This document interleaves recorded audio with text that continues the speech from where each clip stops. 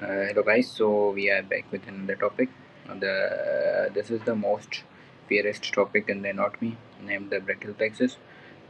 In this slides, you will know all the thing about that in an easy way, and inshallah at the end of that, आपको हर चीज़ का पता होगा कि brachial plexus कैसे निकलती है, कैसे डिवाइड होती है, हर चीज़ पता होगा। इसके कुछ क्लिनिकल इम्पोर्टेंट्स भी हैं, वो भी आपको पता चल जाएंगे इसमें। तो चलते हैं आगे on our next slide. Now, so the what is the brachial plexus? अब brachial plexus है क्या? Brachial plexus is ये एक नेटवर्क है नर्व्स का, जो कि कहाँ से निकलता है? नर्व्स हमारे नेक के आर्म पिन से निकलता है up to the arm centre, it ends in the tip of the hands or fingers. वहाँ से निकलता है। कंट्रोल से क्या करता है? What they do, they control all the movements and the sensation of our arms and forearm and in the hand. Sensation we are touching this, ये भी brachial plexus का काम है, हम ये मूव कर रहे हैं, so that is also the work of the brachial plexus. अब यहाँ पे देखें 3 बॉक्सेस बने हुए हैं, सो जो मैंने बताया उनमें बेसिकली वही लिखा हुआ है. So the where from the neck and the axilla, armpit between the neck and the shoulder. Where did what does it control? ये कंट्रोल क्या करता है? It control the movement and feeling in the shoulder, arm, forearm and hand. Why it matters? ये क्यों matter करता है? Because अगर इसकी कोई इंजरी हो गई या कुछ हो गया तो हमारे या तो एंटायर आर्म पैरालिसिस हो सकती है, या तो कोई क्रूशल एनाटॉमी जा सकती है जिसकी वजह से हमारी फिंगर की अब्डक्शन जा सकती है, फ्लेक्शन जा सकती है, हमारे रिस्ट की, एल्बो हमारी हैंग हो सकती है, एल्बो का फ्लेक्शन मिस हो सकता है, एक्सटेंशन मिस हो सकता है. सो that is this is the important, that is why it matters the most. So n- now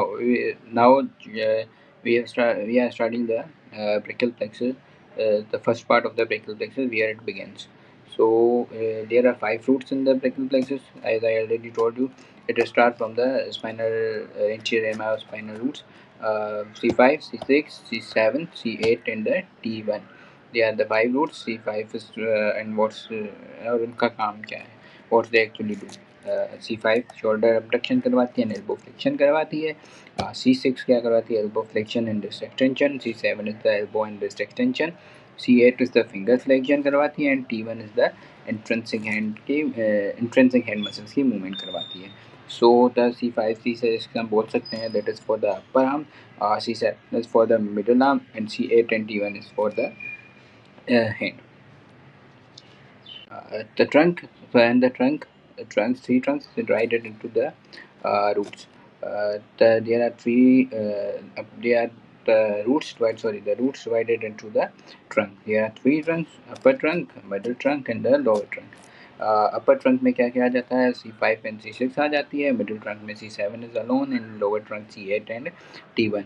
what is the work of the upper trunk? C5 C6 as already I told you, तो ये काम करता है upper arm पे, तो shoulder and elbow flexion करवाता है most probably. और इसकी अगर हो जाए कोई इंजरी वगैरह तो उसमें हमारे पास क्या हो जाता है? पल्सी हो जाता है. तो अब इज फॉर अपर, तो उसमें पल्सी हो जाता है, इसमें वेटर टिप्स हो जाते हैं. वो मैं आगे आपको बताऊंगा कि हैंड की कैसे मूवमेंट हो जाती है. The second is the middle trunk C7 alone, इसमें आइसोलेटेड C7 इंजरी हो जाती है. And lower trunk C8 and T1, उसमें क्या होता है? इंट्रेंसिक हैंड मसल चले जाते हैं जिसमें हम क्लॉ हैंड हो जाता है, जिसको हम बोलते हैं क्लम की पल्सी. ये भी मैं आपको बताऊंगा, ये आगे आ जाएगी. So after Trunks, the brachial plexus is divided into the divisions and then the codes. There are 6 divisions because each trunk is divided into the anterior and the posterior division. So the 3 trunks are 6 divisions. Because how upper trunk is divided into the anterior posterior, so there are 2 divisions for upper trunk, 2 division is for the middle trunk, and 2 division is for the same as the posterior trunk. Okay. The most remember point in this is that the anterior division is supply flexor muscles, and the posterior supply the extensor muscles. So anterior is for the bending and posterior is for the straightening. Now the division is now the chords is formed from the each division. How they form? Lateral cord हो गया, एक posterior cord हो गया, एक medial cord हो गया. Posterior cord कैसे बनेगा? तीनों के जो है हमारे पोस्टीरियर डिवीजन, तीनों ट्रंक के पोस्टीरियर डिवीजन्स बनाते हैं पोस्टीरियर कॉर्ड्स. एंटीरियर अभी बाकी बचे हमारे पास 3 एंटीरियर कॉर्ड्स. तीन एंटीरियर डिवीजन में जो अपर की और मिडल की है एंटीरियर वो बनाएंगे हमारे पास लेटरल कॉर्ड, और जो लास्ट बची है हमारे पास लोअर ट्रंक की एंटीरियर डिवीजन वो बनाएगी मीडियल कॉर्ड। समझ में आया? 6 हमारे पास टोटल थी डिवीजन्स, उसमें से 3 हो गई एंटीरियर, 3 हो गई पोस्टीरियर। तीनों पोस्टीरियर जब बनेंगी वो बनाएंगी हमारे पास पोस्टीरियर कॉर्ड। अपर की और मिडिल की अगर एंटीरियर मिलेगी वो बनाएगी लेटरल कॉर्ड, और जब लोअर की एंटीरियर मिलेगी वो लेटरल कॉर्ड सॉरी अपर की जब एंटीरियर और मिडिल की एंटीरियर बनाएगी लेटरल कॉर्ड, एंड लोअर की जब हमारे पास मिलेगी बचेगी एंटीरियर वो बनाएगी हमारे पास middle cord. So after the cords there is the final terminal nerve, जो कि फाइनल ब्रांचेस हैं वो कि हमारे पास 5 ब्रांचेस होती है। एक मस्कुलोकुटेनियस ब्रांच होती है, एक हमारे पास मीडियन नर्व, एक मस्कुलोकुटेनियस नर्व होती है, एक मीडियन नर्व होती है, अल्नर नर्व होती है, रेडियल नर्व होती है और एक्सिलरी नर्व होती है। मस्कुलोकुटेनियस नर्व कहाँ से आ रही है? हमारे पास जो लेटरल कॉर्ड थी उसका काम क्या होता है? मस्कुलोकुटेनियस नर्व का काम होता है बाइसेप और ब्रेकियलिस को सप्लाई करना। तो बाइसेप एंड ब्रेकियलिस मोस्टली क्या करते हैं? ये फ्लेक्सर्स होते हैं हमारे आर्म के। तो ये एक तो फ्लेक्शन, और दूसरा मस्कुलोकुटेनियस का काम है lateral of the forearm इनको सप्लाई करना। सेंसेशन देती है to the lateral of the forearm, not to the arm. तो ये चीज़ याद रखने की है। तो मस्कुलोकुटेनियस नर्व सप्लाई करती है फोर आर्म की लेटरल साइड को। दूसरी हमारे पास आती है मीडियन नर्व। मीडियन नर्व जो आती है वो हमारे पास बोथ मीडियल कॉर्ड से भी आती है एंड देन लेटरल कॉर्ड से भी आती है। This is the only nerve जो कि मीडियल से भी निकलती है, लेटरल से भी निकलती है। इसका काम क्या होता है? एक तो रिस्ट के फ्लेक्शन करवाती है, दूसरा ये क्या कराते हैं? थीनार मसल को सप्लाई कराते हैं, ओके साइन बनाती है। ओके साइन कैसे बनेगी? थंब की और लिटिल फिंगर को ज्वाइन करके ऐसे ओके साइन बनाती है। ठीक है, तो ये बनाती है by median nerve. Ulnar nerve कहाँ से निकलती है? From the medial cord. Ulnar nerve supply करती है हमारे इंट्रिंसिक हैंड मसल्स को और the fourth and the fifth fingers को। रेडियल नर्व क्या करवाती है? पोस्टीरियर के बैक के मसल को सप्लाई करवाती है, पोस्टीरियर के आर्म के पूरे आर्म के बैक वाले मसल को सप्लाई करवाती है एंड एक्सटेंशन करवाती है। And the axillary nerve supply करती है, डेल्टोइड को सप्लाई कराती है, ऑब्डक्शन करवाता है और टीवी से माइनर को कराता है। सो अब इसमें से एक दो चीज़ें हमें याद करनी है कि अगर फॉर एग्जांपल मीडियन नर्व चला गया तो क्या होगा, अल्नर नर्व चला गया तो क्या होगा। सो द मीडियन नर्व अगर चला गया तो हमारे पास क्या हो जाता है? ओके साइन या कार्पल टनल सिंड्रोम हो जाता है मीडियन नर्व। ये पॉइंट याद रखने की है कि अगर ये निकलती कहाँ से? कार्पल टनल से निकलती है। तो अगर फॉर एग्जांपल इसकी कंपटीशन हो गई यहाँ पे, तो जिसको ये सप्लाई करती है वहाँ पे पेन होगा, तो उसको हम बोलते हैं media carpal tunnel syndrome. The ulnar nerve होती है, इसको इसकी एक पॉइंट याद रखनी है कि ये फनी बोन कहलाती है, क्योंकि जब भी हमारा ये जो एल्बो है जो कहीं पे लगता है और we have feel the current, तो जो वो करंट जो हमारे पास होता है वो सप्लाई कौन करवाता है? वो हमारे पास जो होता है वो अल्नर नर्व का सप्लाई होता है। रेडियल नर्व अगर डैमेज हो गई तो उसमें रिस्ट ड्रॉप हो जाएगा। एक्सिलरी नर्व अगर डैमेज हो जाती तो उसमें हमारे लेटरल साइड का डेल्टोइड अब्डक्शन वगैरह चला जाता है। Now the clinical steps of the brachial plexus. तो इंजरी कोई हो गई उसमें ब्रेकियल प्लेक्सस में तो क्या क्या हो जाएगा?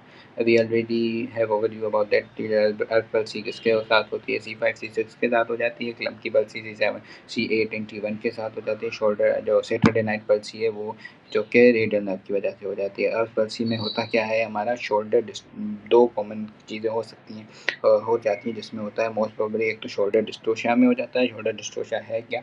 जब भी बेबी जो स्टक हो जाता है ड्यूरिंग द बर्थ, तो वो उसको बाहर निकालने के लिए थोड़ा सा पुल करते हैं, तो वो जो फोर्स आती है उसमें ये डैमेज हो जाती है, उसमें वजह से हो सकता है। या तो हेड अगर टिल्ट हो गया फोर्सफुली तो उसकी वजह से हो जाता है। उसमें होता क्या है? हमारे पास वेटरटिव पोस्चर हो जाता है, आर्म हैंग हो जाती है और ऐसे हो जाती है रोटेट इनवर्ट के, ऐसे लगेगा कि वेटरटिव मार रहा है। इसमें 2-3 चीज़ हो जाती है। इसमें एल्बो हमारा एक्सटेंडेड हो जाता है, फोर आर्म प्रोनेटेड हो जाती है और रिस्ट जो है फ्लेक्स हो जाता है। और इसमें ज़्यादा क्या क्या है? शोल्डर अबडक्शन हो जाती है, चली जाती है, एल्बो की फ्लेक्शन चली जाती है और सेंसेशन चली जाती है over the outer arm. Klumpke palsy जो होती है, क्लम्की पल्सी में क्या होता है? क्लो एंड हो जाता है। क्लो एंड मतलब कि हमारे इंट्रिंसिक के हैंड के मसल जो है वो पैरालाइज हो जाते हैं।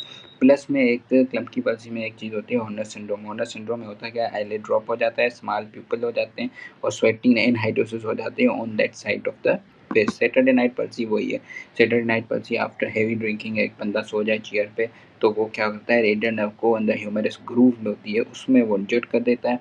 स्पाइरल ग्रूव होता है उसमें जो है ह्यूमरस के, उसमें जो है इंजर्ड कर देता है, जिसकी वजह से जो है रिस्ट ड्रॉप हो जाता है, हमारा रिस्ट हैंग हो जाता है, वो एक्सटेंड नहीं होता है। So the last is the quick recap about the brachial plexus, जो कि हम अभी पढ़े हैं, ये कहाँ से निकलती है, कहाँ से ख़त्म होती है, कहाँ पे डिवाइड होती है, ये सारी चीज़ें। उसमें पहला आ जाता है root C5 C6 C7 C8 and T1 divided into the trunk, upper trunk, middle trunk and lower trunk. Upper trunk is divided into the anterior posterior, same middle is anterior posterior and the lower is anterior posterior. अब वो क्या बनाती हैं, chords बनाती हैं तीनों के, मैंने आपको बताया था पोस्टीरियर मिलके बनाएंगी पोस्टीरियर कोर्ड। अब बचे बाकी तीन एंटीरियर में दो एंटीरियर बनेंगे लेटरल कॉर्ड, किसकी, अपर की एंड मिडल की, और लास्ट बची लोअर की एंटीरियर जो कि बनाएगी हमारे पास, सॉरी अपर की एंड मिडल की बनेगी लेटरल कॉर्ड, लास्ट हमारी बची जो कि लोअर ट्रंक की एंटीरियर जो कि बनाएगी मिडल कॉर्ड। अब क्या क्या निकलेगा वो भी हम पढ़ के आए हैं। लेटरल कॉर्ड से हमारे पास निकलेगा musculocutaneous nerve, medial and lateral cord से निकलेगी मीडियल नर्व, अल्नर नर्व निकलेगी मिडल कॉर्ड से। बाकी बची दो, axillary nerve and lateral nerve जो कि निकलती है हमारे पास फ्रॉम द पोस्टीरियर कॉर्ड्स। तो दिस इज द समरी जहाँ ब्रेकियल प्लेक्सस निकलती है और जहाँ पे ब्रेकियल प्लेक्सस ख़त्म होती है। So this is the end of my slides, जो कि ब्रेकियल प्लेक्सस आपने सारा कुछ इसमें जो भी इंपॉर्टेंट चीज़ें थी आपने सारी कुछ देख ली। इसमें हमने रूट्स पढ़ लिए, ट्रंक्स पढ़ लिए, डिवीजन्स पढ़ लिए, कॉर्ड्स पढ़ लिए, उसके ब्रांचेस पढ़ लिए, और जो मोस्ट जो कि इम्पोर्टेंट क्लिनिकल टर्म थे, अब्बासी ग्लम्की पर्सी, वो सारे पढ़ लिए। इफ़ यू थिंक कोई भी चीज़ मैंने मिस कर दी हो तो जस्ट टेक्स्ट मी, या तो मेरे वीडियो पे कमेंट करें, या तो मुझे प्राइवेट मैसेज करें, तो फिर मैं आपको एक वो उसकी अलग से वीडियो बना के अपलोड कर दूँगा।